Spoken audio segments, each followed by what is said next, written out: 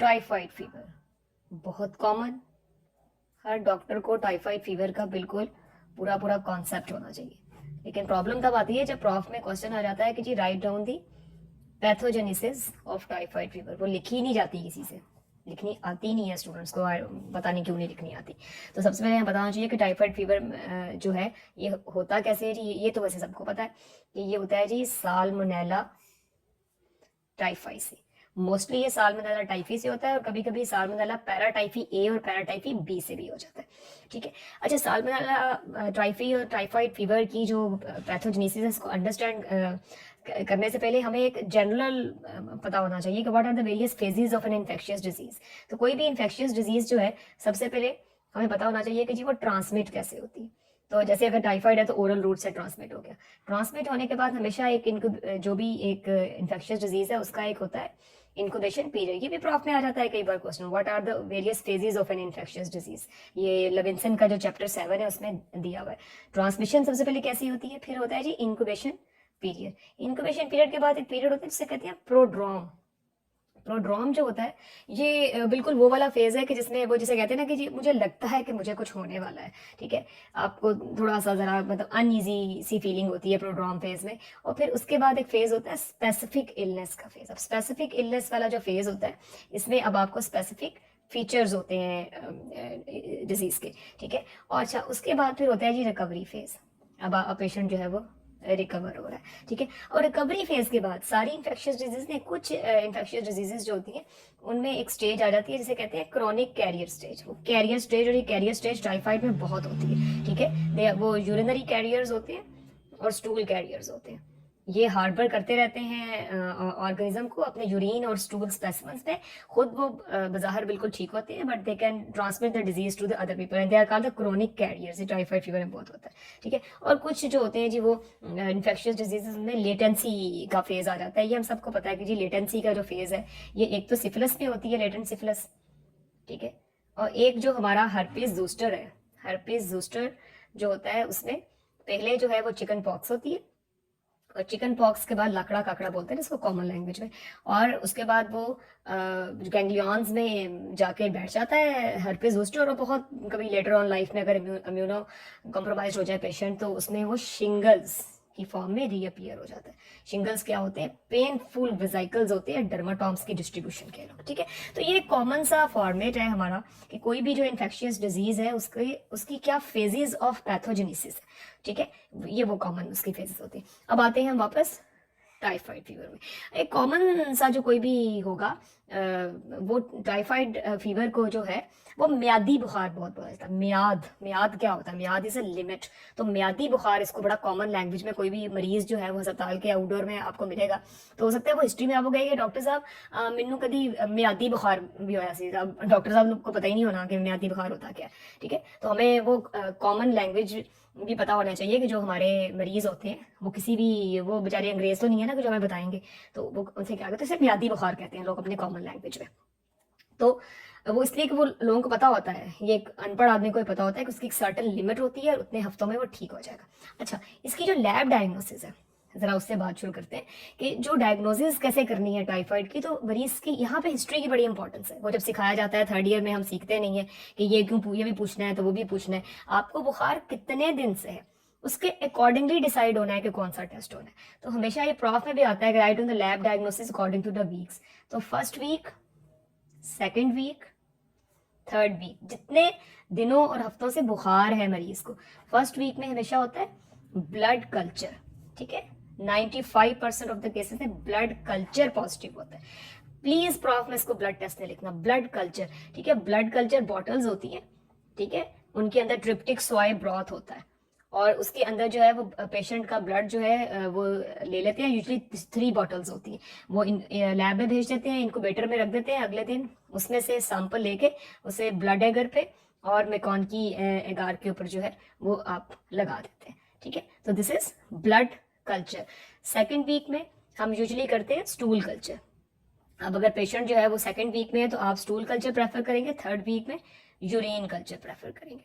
तो ये कॉमनली इसका एक फार्मूला सा बनाया होता था हमने स्टूडेंट लाइफ में कि बासु, ठीक है, कि blood culture and stool and urine culture, ये जरा याद रखता है। फर्स्ट वीक में ब्लड कल्चर, सेकंड वीक में स्टूल कल्चर, थर्ड वीक में यूरिन कल्चर। तो ये इसका सिंपल सा न्यूमोनिक है बासु, ठीक है। और bone marrow culture, bone marrow culture जो है किसी भी वीक में पॉजिटिव आता है, चाहे फर्स्ट वीक हो सेकंड थर्ड हो, लेकिन बोन मैरो कल्चर जरा प्रेफर नहीं करा जाता क्योंकि वो इन्वेसिव टेस्ट है, तो नॉन इन्वेसिव टेस्ट पहले करना चाहिए।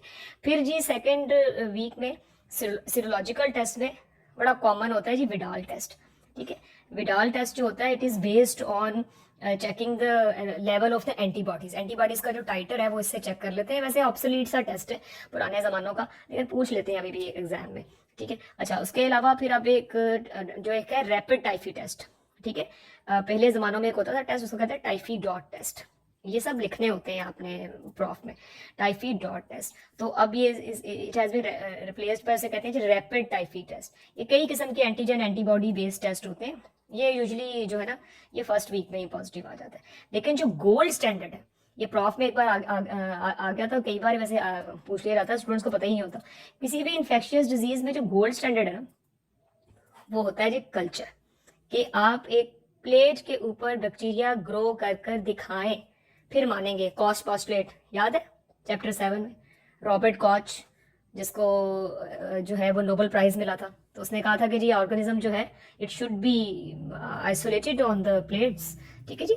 तो blood culture, stool culture, urine culture, Basu है इसका हमारा न्यूमोनिक, ये है जी हमारी लैब डायग्नोसिस। होता क्या है साबनाला टाइफे, ये ग्राम नेगेटिव, रॉड होता है, और ये यूरिया सिट्रेट नेगेटिव होता है। मैकॉनकी के ऊपर ये नॉन लैक्टोज फर्मेंटर इसकी पेल कॉलोनीज होती है, ठीक है। टीएसआई इसका बड़ा जी वो कैरेक्टरिस्टिक्स होता है, इसके टीएसआई के ऊपर रेड स्लांट होती है, अल्कलाइन रेड स्लांट होती है, रेड स्लांट हमेशा अल्कलाइन होती है टीएसआई पे, ठीक है। और उसकी येलो बट होती है, no gas, and there is small amount of H2S, ठीक है, स्मॉल अमाउंट ऑफ H2S, ठीक है। अगर ये इस तरह रीड करते हैं ना इसको टीएसआई को हमेशा, तो ये येलो होगी, ये रेड होगी, और ये बीच में थोड़ी सी आपकी जो है ना वो H2S होगी। ये आपके ऑस्पी में ये पिक्चर जो है ना ये आती है, ये हमें पता होना चाहिए, ठीक है। तो ये तो हो गया जी हमारा एक मेन के टाइफाइड जो है उसकी हिस्ट्री लेके उसकी हमने डायग्नोसिस कैसे करनी है।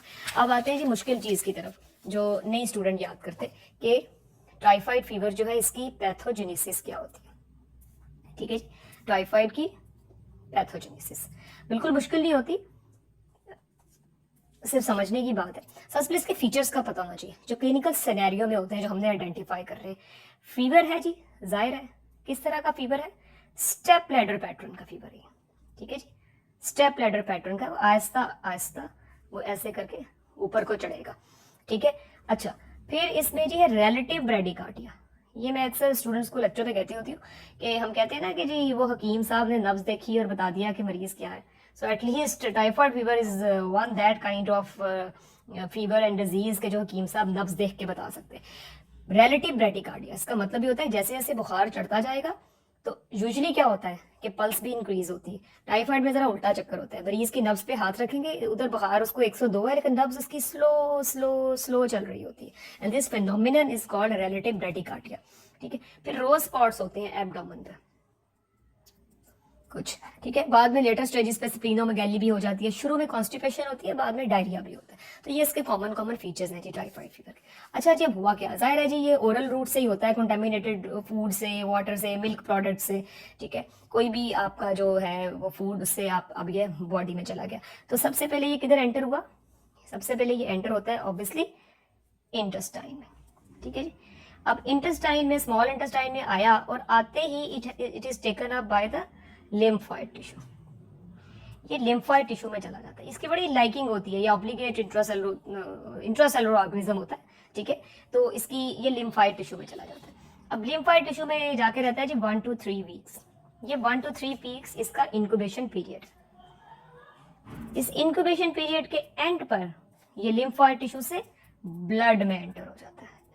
ये ब्लड में एंटर हुआ and this is now the first week of fever. Fever का ये फर्स्ट वीक है, इंक्यूबेशन पीरियड खत्म होने के बाद फीवर का फर्स्ट वीक है और ये ब्लड में आ गया यहाँ पे, इसीलिए वो ब्लड कल्चर लेते हैं तो 95% पॉजिटिव होता है, ठीक है। अब ये ब्लड में जी घूमता फिरता रहता है और उसके बाद थ्रू बिलरी सिक्रीशन, ठीक है, ये उसके बाद बिलरी सिक्रीशन के थ्रू दोबारा से इंटेस्टाइन में आ जाता है। ये बड़ा इंपॉर्टेंट है और ये बड़ा वाइवा में पूछते हैं कि जी बताएं ये दूसरी बार कैसे आता है। पहली बार तो जाहिर है ओरल रूट से वो इंटेस्टाइन में आया, लिम्फाइड टिश्यू में चला गया, वहां से इंक्यूबेशन पीरियड के बाद ब्लड में आया और फिर दोबारा बिलरी सिक्रीशन से वो इंटेस्टाइन में आया। अच्छा, अब के जब ये इंटेस्टाइन में आता है ना, तो जनाब इसकी बड़ी लाइकिंग है आइलियम में पायर्स पैचेस के लिए, ठीक है।